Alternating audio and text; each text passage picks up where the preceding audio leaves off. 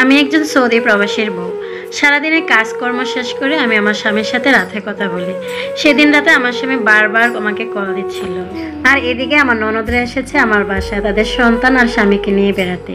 কাজ করতে করতে সেদিন আর আমার স্বামীর সাথে ভালো করে কথা বলতে পারলাম না। কিন্তু দেখলাম হঠাৎ করে আমার স্বামী সেদিন রাতে আমাকে একটা মেসেজ দিয়েছিল, বউরে আমার হয়তো আর দেশে ফেরা হবে না, আমার শরীরটা খুবই খারাপ। আমি এই মেসেজটা দেখে আমার স্বামীকে সাথে সাথে কল দিলাম।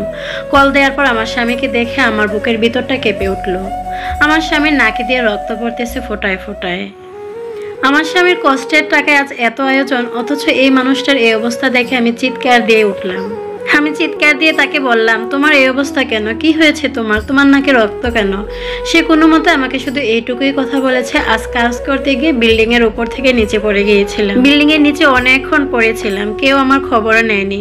আমার জ্ঞান ফেরার পর আমি দেখি আমার কোমরে মাজায় অসহ্য যন্ত্রণা, অসহ্য ব্যথা, আর আমার নাকি দিয়ে অটোমেটিকই রক্ত পড়ছে। কোনো রকমে একজন লোককে ডেকে আমি আমার কাছে আনলাম, আর কয়েকজন এসে আমাকে হসপিটালে নিয়ে গেল। ডান পাজরের 4টা হাড় আমার ভেঙে গিয়েছে। অনেক টাকা লাগবে, আমার এই চিকিৎসা করতে অনেক টাকা লাগবে। এখন তো মাসের শেষ, এই তো কিছুদিন আগে সব টাকা বাড়িতে পাঠাই দিলাম। আমি বউরে আমি কিভাবে আমার এই চিকিৎসা করব? আমি কাঁদতে কাঁদতে আমার স্বামীকে বললাম, তুমি আগে তোমার চিকিৎসার ব্যবস্থা করো, তুমি এসব চিন্তা ভাবনা করতে হবে না। আমার সকল গয়না যা কিছু আছে আমি সব কিছু বিক্রি করে তোমার কাছে আমি টাকা পাঠানোর ব্যবস্থা করতেছি। আমার কান্নার সাউন্ড শুনে তখন মোটামুটি সবাই চলে আসে। আমি সবার কাছে কান্না করে হাত জোর করে বলি, সবাই আমাকে প্লিজ একটু সাহায্য করো। আমার ননদরা আমার মুখের উপর বলে দিল তারা আমাকে কোনো সাহায্য করতে পারবে না, তাদের এখন কোনো কিছু দেওয়ার সামর্থ্য নেই। অথচ এই বোনেরার জন্য না ছোটবেলা থেকে আমার স্বামী বিয়ে, লেখাপড়া, যাবতীয় খরচ সবকিছু কিন্তু আমার স্বামীর টাকা দিয়ে হয়েছে। আমি আমার শ্বশুরকেও বলেছিলাম, বাবা আমাকে কিছু টাকা দেন।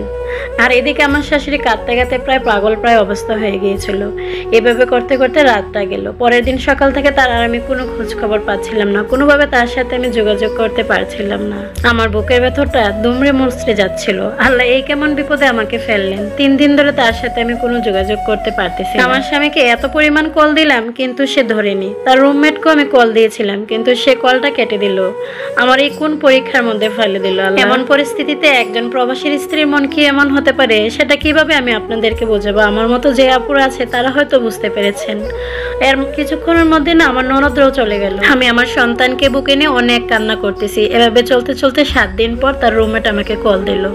কল দিয়ে ফোনের উপর থেকে ভাবি বলেই সে কান্না করে দিল। আমি তাড়াহুড়া করে তাকে বললাম, কি হয়েছে ভাইয়া, এতদিন ধরে কল দিচ্ছি, কলটা কেন ধরছেন না? আমার স্বামী কোথায়, তার কি অবস্থা আমাকে একটু তাড়াতাড়ি জানা। তখন আমার স্বামীর রুমমেট বলল, ভাবি ভাইয়া আর নেই। তখন আমি চিৎকার দিয়ে বললাম, কি বলতেছেন আপনি এসব, আপনার কি মাথা খারাপ হয়ে গিয়েছে?